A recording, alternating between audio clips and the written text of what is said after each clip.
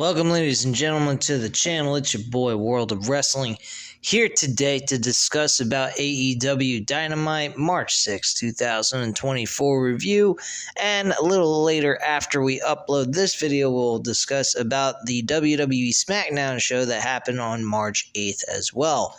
So let's go over AEW Dynamite. My attitude towards this show was it was a very solid, entertaining show. I've actually liked the last 2 weeks of AEW Dynamite. I think they've been pretty good. And this show was their actual season premiere, believe it or not. I think they did a great job with this show. A lot of good content. Everything seemed to matter in most cases. We kickstarted the show with Swerve Strickland. He actually went ahead and was interviewed by Tony Schiavone with Prince Nana, and they arrived to the ring as Tony reacts to the fan response to Strickland, and the fans chant about this being Swerve's house as Tony asks him what's next. So Swerve says he's not sure if he deserves such a response. What is Swerve's house without the keys? He addresses not getting the job done at Revolution, where Samoa Joe retained the championship, and he recounts standing on the stage with Tony at Revolution 2022 when he first signed with the company, and the goals he had, he stated back then, only to realize where he's at now. He says maybe this is just payback for the karma he has done in the past since he's come to AEW. And he also takes a pause as the crowd reassert this is Swerve's house. But Strickland says maybe he's not supposed to be a champion here. Maybe he just needs to be the guy that gets so close but not quite there. Be the B-level player and just be the guy that kind of is a supporting role and the mid-card guy. The crowd chants, "You deserve it," as Swerve says something about Sunday felt different. He sees them chanting his name and all that, but something at Revolution felt different, and people were truly rooting for him for the first time. He even heard people flew from all over the world, including his home state of Washington, to be in the presence of Swerve, and to that, Strickland says he will not let them down. Swerve then addresses Samoa Joe, saying he will come after the champ at some point, and he will become the new AEW World Champion. Whose house? Swerve's house. So, this statement gets Samoa Joe pretty pissed off, so he comes out, heads to the ring, and Joe seems to mock Swerve, wiping his title with a towel before taking a microphone to speak. He says Swerve seems like he's talking funny for a man the champ beat down. Joe came out here to give a reality check, to adjust the perception a bit. Here we are, in Swerve's house, to which the fans respond in kind, but unfortunately Swerve's house exists in Joe's world, which I thought was an excellent comment by Samoa Joe, as sentiment to Swerve's catchphrase. Instead of letting the fans be disappointed looking at an almost champion, he would let the fans rest their eyes upon the actual champion. Swerve tells Joe not to turn his back on him again, calling him out for taunting him as if looking for a fight, before issuing a challenge for the title tonight. In fact, how about right now? So Samoa Joe looks ready to go, but they are interrupted by the arrival of the by the Undisputed Kingdom alongside Adam Cole, who asks, "Who's ready for story time with Adam Cole, baby?" And Cole talks up his comrades before stating that Joe is only AEW World Champion because of their help. He promises that Wardlow will soon go after the title and bring it where it belongs. Swerve has a laugh at this and running down Adam Cole, for his failed opportunities to win the title and looking like Dr. Claw with his act as manager for this group, joking that if he needs new clients, Swerve has Britt Baker's second number saved. This infuriates Cole, who challenges Joe and Strickland to a tag team match against two of his men next week. Swerve says, "Why not right now?" Cole scuffs it off, but Schiavone gets word from Tony Khan that the match is actually happening right now. He calls for a referee to come out, and Taven and Bennett run in to protect the group's honor as this match gets underway. So we get Swerve Strickland and Samoa Joe versus the Undisputed Kingdom, Matt Taven and Mike Bennett. This match was a fairly decent, good opener tag team matchup.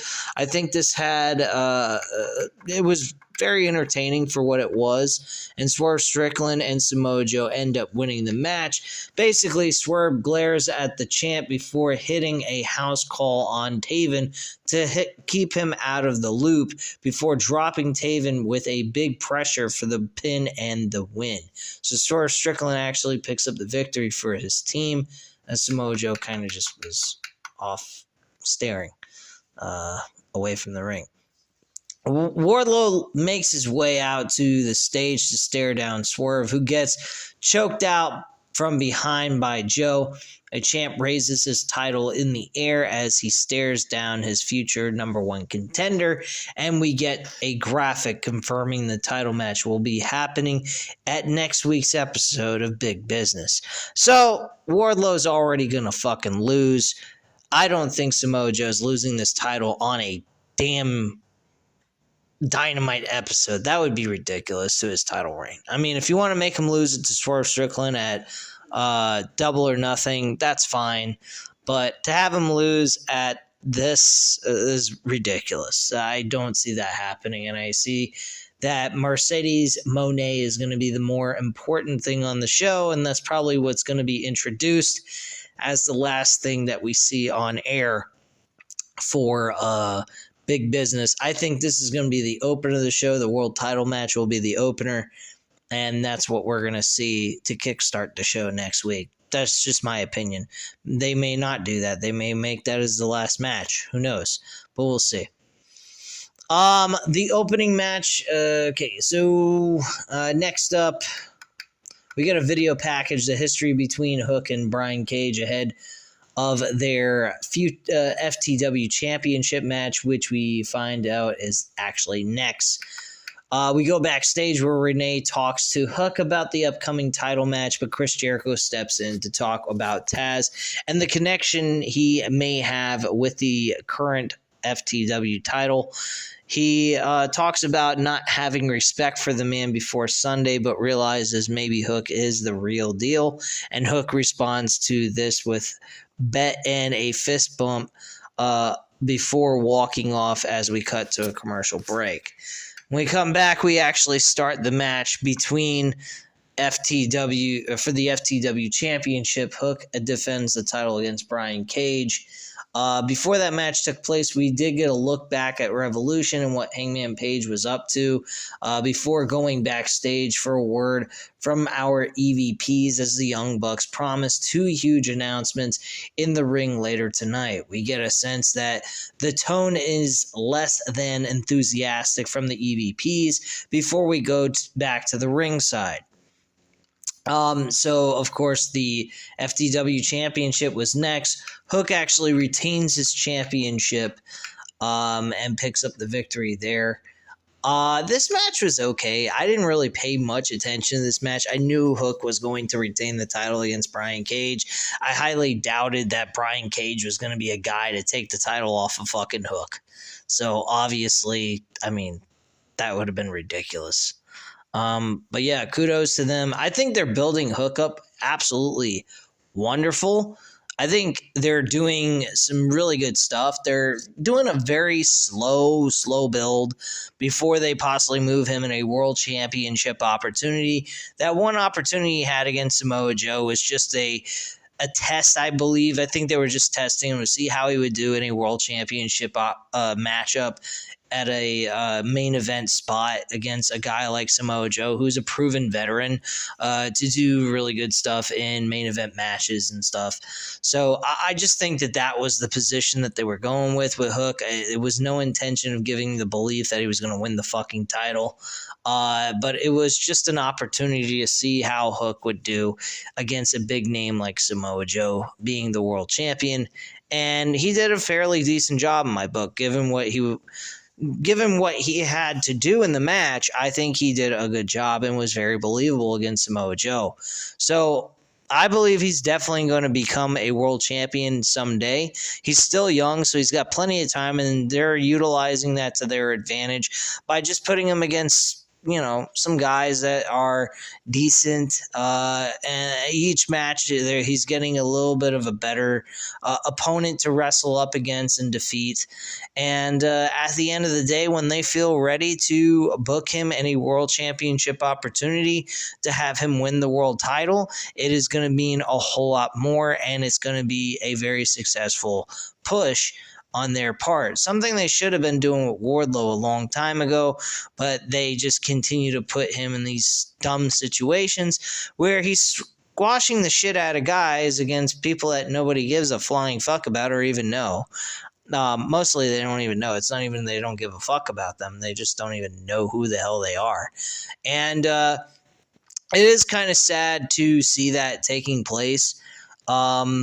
In the sense of Wardlow is a very talented wrestler, great physique. You ain't gonna find too many guys in his having his physique of an old school physique, being a muscular guy, and just being able to wrestle at a very good rate as well and entertain you as a performer.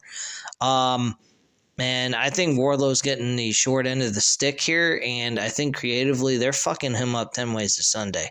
And they're going to do it again. I'm not giving them an inch here. I'm not thinking that they're going to do anything right with Wardlow. I don't know how they're going to make this where I'll feel okay with Wardlow losing to Samoa Joe unless this becomes a disqualification. There's no actual winner, which I'm totally cool with if that's the case.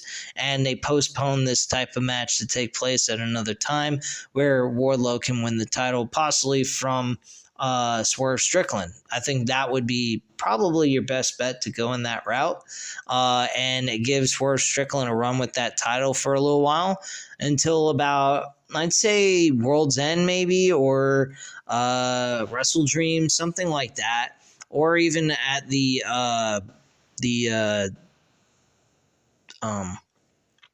what's that paper? Holy shit.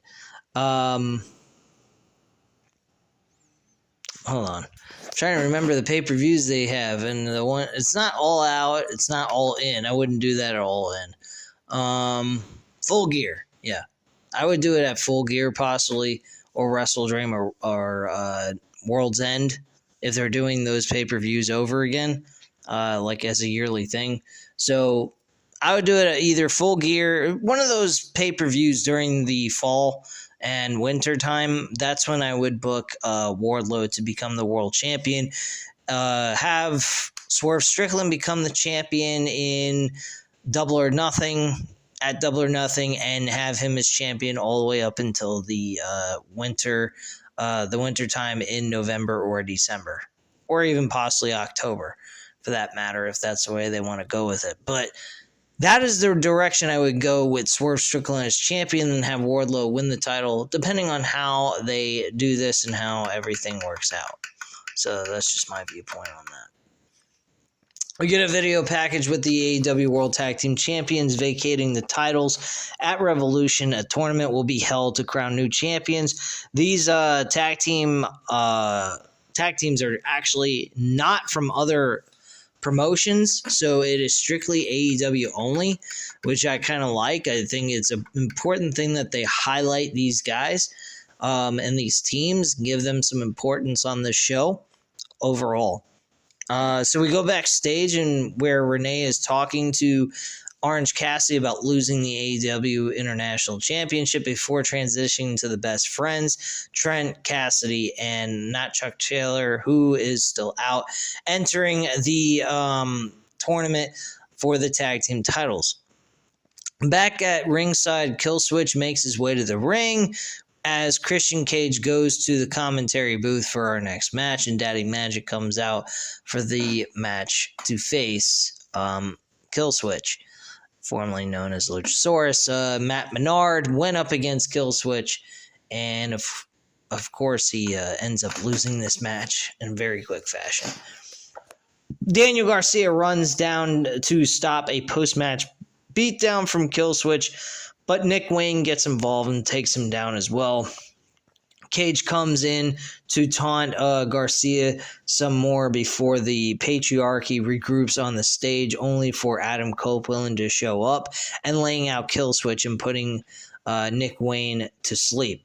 Shayna Wayne tries to get involved, but is stopped by the Rated R Superstar, who who chases after Cage, who runs through the crowd to the backstage area and into a parking lot for a getaway car. Cage drives off before Copeland can get him, and he calls the TNT champion out, saying this has to end where it started, and that is in Toronto, where it will be an I Quit match for the TNT championship on March 20th.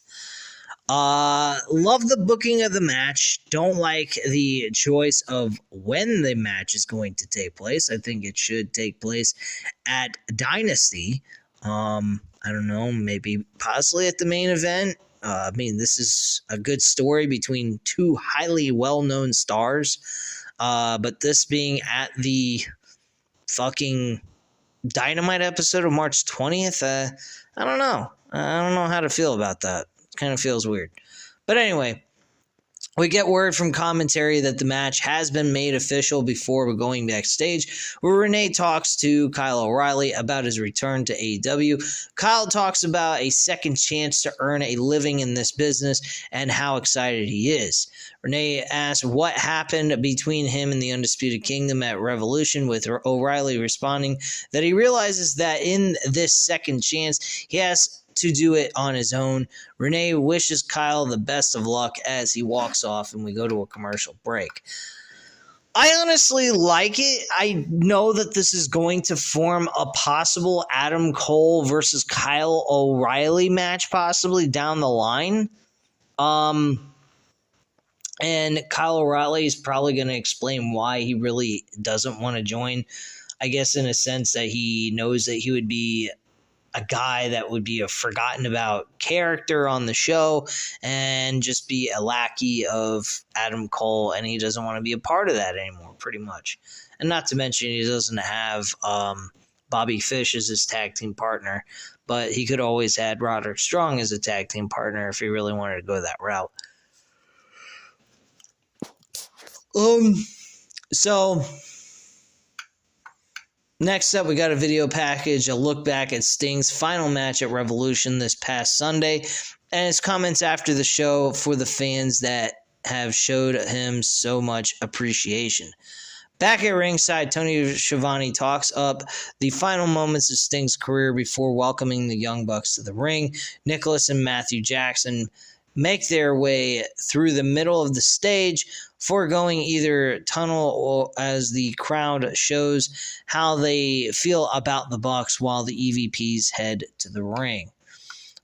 Tony congratulates them on the beating they took on Sunday, which makes the Bucks angry enough to kick him out of their ring before addressing what happened at Revolution. Nicholas claims Sting and Darby cheated, but promise that the Bucks will win the tag team titles after entering themselves into the tournament.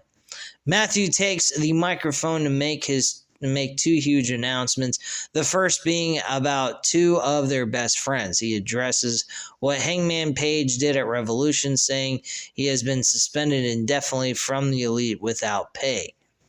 Okay.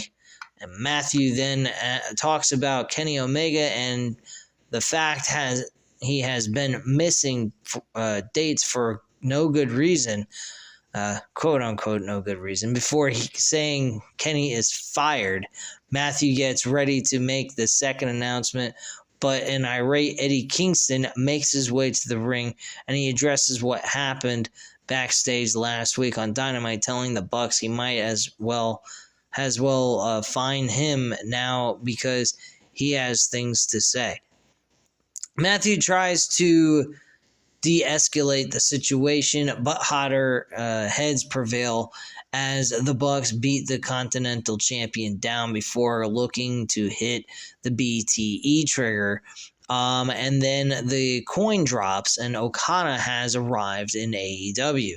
This was fucking unreal, and I absolutely love this, especially the fact that you'd think he was going to be babyface going in, which he was in AEW or in New Japan Wrestling. They did a total flip. He is now part of the Young Bucks. He turned on Eddie Kingston. It came across a little sloppy in my book. I mean, it didn't come across natural. It seemed like you could tell it was choreographed in a very bad way. Like, the communication was not there. No, like everybody, Eddie Kingston seemed like he was a little confused. Okada was trying to do the move correctly, but it just came off wrong. But at the end of the day, it's still, kayfabe-wise, it was still very smart by AEW to have Okada come in as a heel instead of a babyface, joining the Young Bucks and attacking Eddie Kingston. Apparently on last night's episode of Collision, which I think I'm going to go back and watch at some point before the Dynamite episode this coming Wednesday, I'm going to try to watch it. I'm not saying I'm going to cover it just yet. I'm going to just give it a try and see how it is. If I actually enjoy the episode, I think I'm going to go back to covering Collision as well and give you guys 4 reviews per week. I definitely could implement just like some news and rumors, give you guys some rants or something if I find anything abnormally wrong in pro wrestling, things of that sort. I think this was a very smart move, and Okada being in AEW is just fucking awesome. I originally thought that this was kind of a little too soon for me.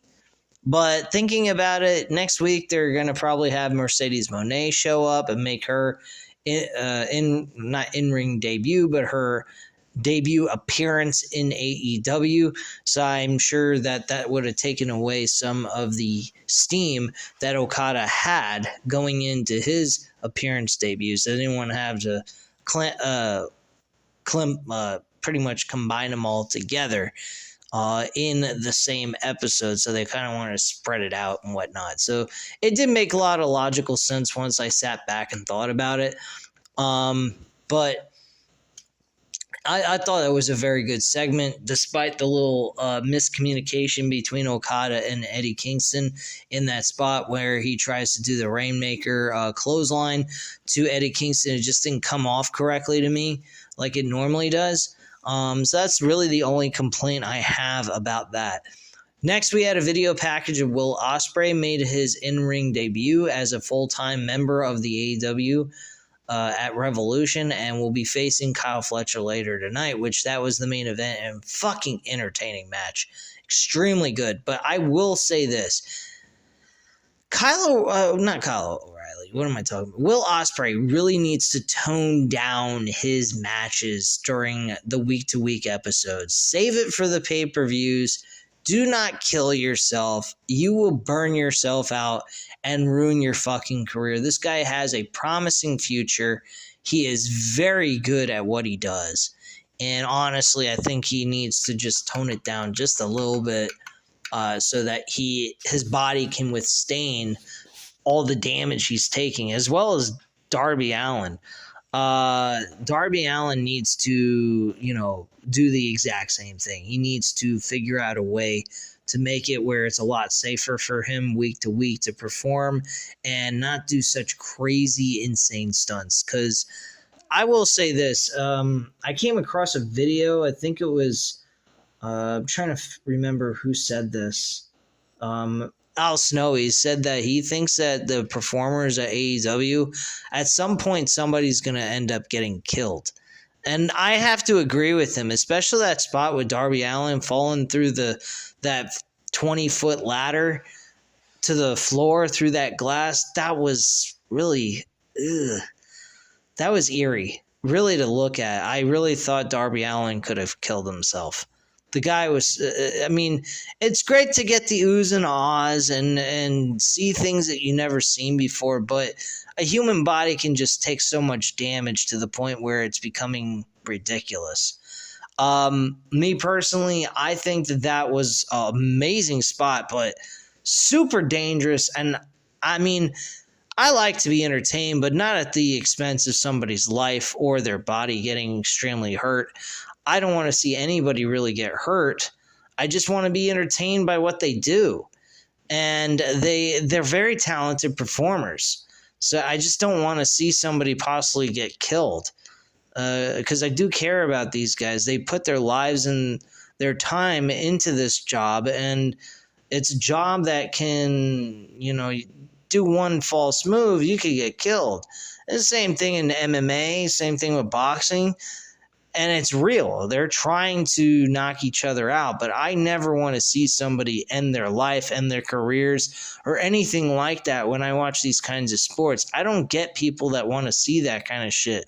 To me, that just comes across like you're a real sick, depraved person to want to see somebody actually legitimately get hurt and possibly die, go unconscious, or any of that kind of stuff. That's just sick. This is a sport. It's not Gladiator where we're back in the Colosseum again in Rome watching people get killed. That's not what we're here for. At least that's not what I'm here for. Maybe other people feel that way, and if they do, well, God help you, because you got problems. Anyway, moving on. Chris Statlander versus Riho. Chris Statlander ends up losing the match. Riho actually wins. They got some story going on here that seems to be with Stokely. And he's trying to recruit Chris Statlander and Willow to Willow Nightingale to actually join the Stokely Hathaway and go ahead and be their managers. Willow Nightingale seems like she's interested. Chris Statlander seems like she's not, because he wanted to help her win in a cheating manner, and she didn't want nothing to do with it. So I kind of like it. It seems a little, they're seeming like they're trying to put a little effort into besides the women's championship. So I kind of like where they're going with that. So we go backstage where Tony Storm and Myra may jokingly fool Renee before addressing the first ever Tony Award and hyping a new shirt before we go to commercial break. Backstage, Renee talks to Stokely Hathaway and Willow Nightingale about what happened with Statlander. We then find out that next week at Big Business, Willow will take on Riho, and Nightingale is confident she will beat Riho, but plans to do it her way as she has her eyes set on the TBS Championship. Okay, back at ringside, Tony Schiavone welcomes Darby Allin to the ring. Darby walks down the ramp with his half of the AEW World Tag Team title before Tony asks what's next for Darby and how does it feel going how it feels going it alone. Okay, whatever. Darby addresses getting to be part of the main event of one of the biggest pay-per-views of all time before turning his attention to an upcoming trip to Mount Everest, which I hope he survives. He thanks the fans in case next week is his last match, since there is no guarantee of making it out of Everest alive. He was asked before teaming with someone new to defend the titles, but he can't replace the icon Sting. He congratulates whoever ends up winning the tag team titles, dropping it on the canvas as he looks to leave, but before Bullet Club Gold arrive to have a chat. Jay White seems like he's a little bit more into his old ways of being a heel, and he is facing Darby Allin next week at Big Business, which I'm looking forward to, and I hope the match turns out good. Jay White talks about Darby and Sting and the match they had at Revolution before running down Darby, calling him a lost little puppy without Sting. He says the two of them don't need to have their match next week, just like Darby didn't need to jump off that ladder at Revolution. White says he can come hang out in the back with the Bang Bang Scissor Gang, and they already have a nickname for him, Darby Scissorhands. I don't know. Are you taking advice from Seth Rollins with the diarrhea Dwayne? I mean, that just seemed fucking ridiculous.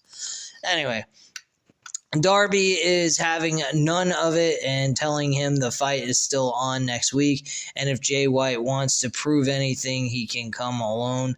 He says something in the ear of Switchblade that frustrates him, but it's confronted with a bat to the throat by Darby.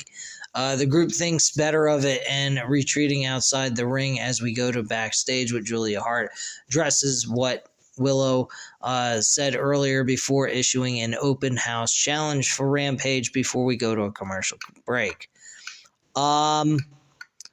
Next, we get a vignette of the House of Black calling out Mark Briscoe ahead of the match on Saturday night, asking if they're digging one grave or three. Briscoe responds backstage by promising that anything goes, whether he has to go in alone or not, but Lethal offers help from an old friend, and he also is going to have Jeff Jarrett helping out as well, so that's going to be a six-man match. He doesn't trust Jarrett, Mark Briscoe.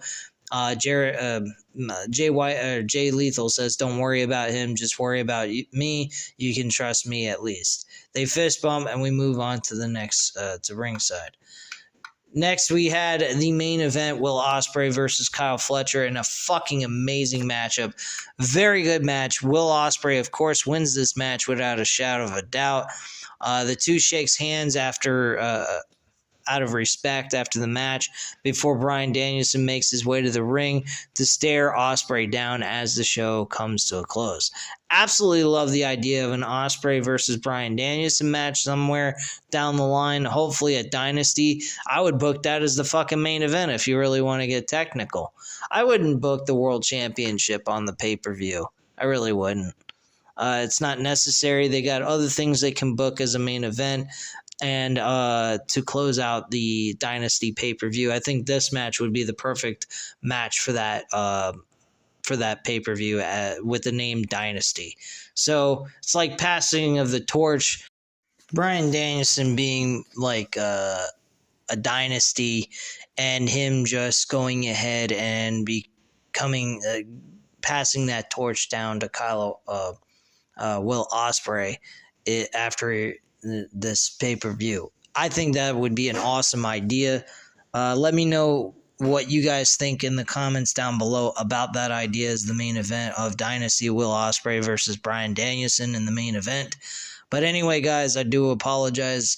At this time, I am starting to run out of memory on my camera to do this video, so go ahead, hit the like button if you like this video, hit the subscribe button if you're not already subscribed to the channel, and leave a comment down below. I'll definitely get back to you on that. I thank you guys very much for watching, and have a great night, guys. Bye.